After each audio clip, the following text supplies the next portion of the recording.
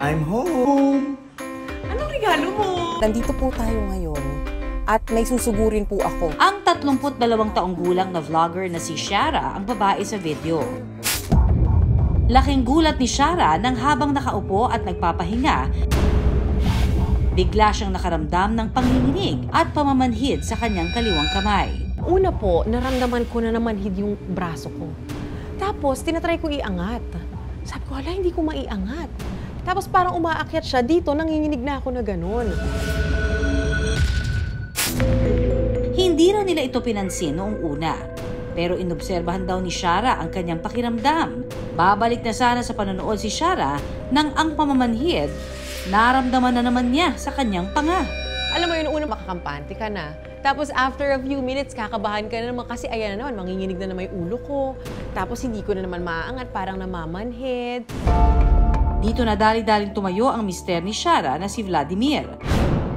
Nasanay na kami doon kasi mga kasama namin dati sa Malabon is mga matatanda talaga. So talagang alam ko na kapag may ganun nangyayari, ang una kong kinuha, start sa sakyan, tapos saka ko siya binalikan. Para mahimasmasan, pinainom din ng tubig si Shara ng mga kaanak. Maya-maya pa, ang ininda naman ni Shara ang panginginig ng kanyang ulo. Kaya ang kanyang asawa, dali-daling kumuha ng blood pressure monitor. Pinag-BP niya po ako, nag-BP ako, okay naman po ang BP ko. Tapos pinakiramdaman ko pa po onti. Noong inakalang tuluyan ng bumuti ang pakiramdam, maya-maya pa ay mas lalo raw bumigat ang pamamanhid sa kanyang kaliwang kamay. Dito na nataranta si Shara. Noong time na yun, naisip ko, hala, hindi naman kaya, ano na to, stroke na to.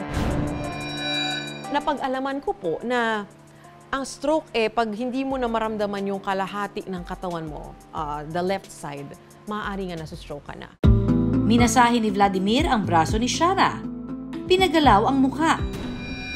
Pinataas ko po yung kamay niya, kung naitataas niya ng dalawa. Chinek ko muna yung mukha niya, kung meron bang tabingi na side, kung ano mang hindi niya may angat ba. Tapos yung arms, yan.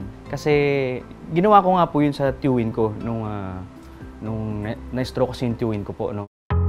Ang tanong, stroke nga ba ang nangyari kay Shara? Ayon sa eksperto, ang stroke o tinatawag ding brain attack ay nangyayari kapag nagkaroon ng pagbara sa supply ng dugo sa utak. Ilan sa mga sintomas nito, pamamanhid ng braso, hita, o kalahati ng muka, hindi makapagsalita ng maayos, paglabo ng paningin, hirap sa balanse, at pananakit ng ulo.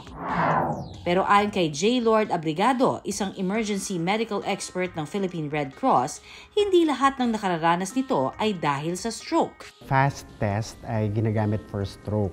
Kung ang mga biktima natin ay nakaka-experience ng body weakness, numbness, severe headache, ito ay maaaring associated sa tinatawag na stroke. At dito natin ginagawa ang fast test. Mga kapuso, para mas madaling matukoy kung stroke ang nangyayari sa pasyente, gawin lamang ang fast test. F, para po sa face drooping. Yung kapag ngiti o inilabas po ang ngipin ay nakakaranas ng paglaylay sa bahagi po ng mukha. A, para sa arm weakness o pamamanhid. S, para sa speech difficulty o hirap sa pagsasalita.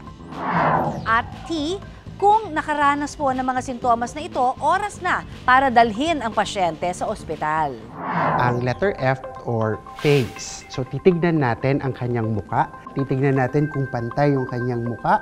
Yan. Ate, pwede po ba kayong ngumiti? Ngiti po. Titignan natin kung bumabagsak ang isang parte ng kanyang mukha. Letter A, arms. Ate, pakitaas po yung ating kamay. Yan. Titignan natin kung pantay yung pagtaas niya ng kamay. Kung ang pasyente natin mas mababa, katulad nito, mas mababa ang isang kamay at wala siyang control, maaaring ito ay signs and symptoms ng stroke. Letter S naman ay speech. Maaari natin kausapin or tanungin ang pasyente natin. Ate, okay lang po kayo? Okay lang po. May nararamdaman ba? Okay lang po. kung ang pasyente natin ay nakakapagsalita at nauunawaan ang kanyang pagsasalita, ito ay normal. Dahil kung meron siyang slurred speech or hindi maunawaan ng pagsasalita, maaaring ito ay signs and symptoms ng stroke. Pupunta tayo sa letter T, which is time. Ito ang panahon upang tumawag ng ambulansya at dalhin ang pasyente sa pinakamalapit na ospital. Ayon sa emergency medical expert, mainam na agad na ginawa ng mister ni Shara ang fast test. Mapiprevent natin yung mga irreversible na damages doon sa pasyente natin kung matitreat siya within 3 to 4 hours. Importante na dalhin ang ating pasyente sa pinakamalapit na ospital pagkatapos mapakita ang signs and symptoms using the fast test. Pero stroke ba talaga ang nangyari kay Shara? Numbness, trembling, which is medyo associated sa stroke. Kaya ginawa nga yung fast test. Luckily, hindi naman stroke yung ating biktima. Para mas makasiguro, pumunta ang mag-asawa sa ospital. Matapos ang pagsusuri, napag-alamang hindi stroke ang nangyari. Ang naranasan pala ni Shara na pamamanhid, side effect ng gamot na nireseta ng kanyang doktor para sa ubo. Yung nangyari po na yon ay resulta po pala dahil side effect po yon ng isang certain na gamot na ininom ko. Pwede din kasing nagkaroon talaga ng allergic reaction, kaya nagkaroon siya siguro ng stroke-like signs and symptoms. Ang allergic reaction kasi it's more on the skin, no? And then syempre yung sa paghinga. Paalala ng doktor, maging maingat sa pag-inom ng gamot at siguruhing ipinaalam sa doktor kung may allergy ang isang pasyente. Pag nagkakaroon naman ng allergic reaction yung isang tao no, dun sa gamot, maaari din kasi may mga contents, no? Na dun sa gamot mismo na pwede kasi magkaroon ng affectation dun sa katawan ng tao, kaya nagkaroon ng allergic reaction. Gaya ng mga rashes or kaya minsan nahihirapan huminga. It's a rare case naman daw po, pero natsambahan po na may side effects sa akin. So after po nun, pinalitan lang yung gamot na pinainom sa akin. Usually, yung basic talaga kasi na kailangan gawin talaga pag may mga side effect ng gamot, kailangan talaga madala din agad sa emergency room, no, or sa hospital, no. Lalo na pag nahihirapan na itong huminga or sabihin natin yung nanlulupay-pay na yung pasyente. Pag allergic reaction naman doon sa gamot, kailangan talaga mag-take lang ng mga antihistamine para at least naman mabawasan din yung pagkakaroon ng rash or sabihin natin yung pangangatin ng katawan ng isang tao pag nakainom ito.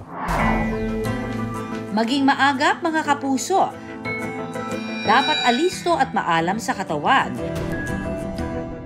Lalo na kung ang nakataya ay ang ating kalusugan.